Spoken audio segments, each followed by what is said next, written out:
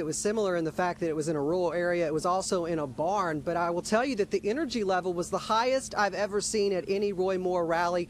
They definitely took it up a notch, and that was expected on the eve of the election. Now, the rally started at 6 o'clock, but it would take Moore nearly 2 hours to enter the venue.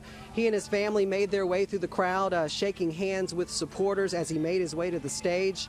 And, you know, he and his wife Kayla took the stage. She defended her husband before introducing him tonight.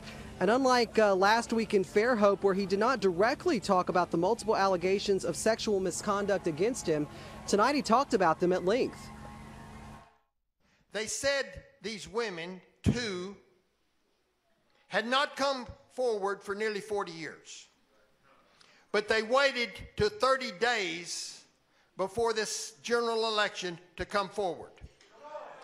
Now they've allowed their pictures to be on a political advertisement, and they've gone on national television arguing their case after waiting 40 years, during which I served in 3 public offices in the state. I ran 5 state campaigns, 3 county campaigns in this same county, and never once was this mentioned.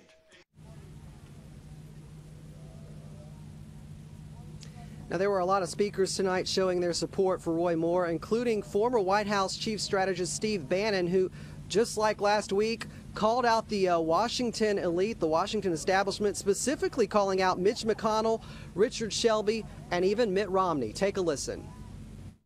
You know what they're doing. You know what they're doing, and they're trying to shut up President Trump and Judge Moore? They're trying to shut you up. Why do you think the whole world's here? Why do you think they're down here in Dothan and Midland City? Why are they here? Why are they in Alabama? You know why? This about raw power. And they understand what the working men and women of the United States of America set their mind to something, things change. Now back to Roy Moore. He said this election is for the people of Alabama. He went on to say that all this mess will be over tomorrow and that the verdict lies with the people of Alabama. And I have to go back to some of those speakers who were on stage leading up to Roy Moore.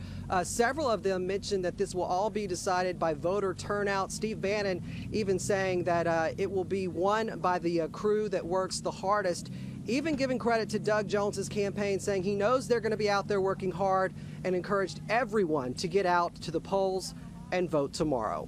In Midland City, Lee Peck, Fox 10 News.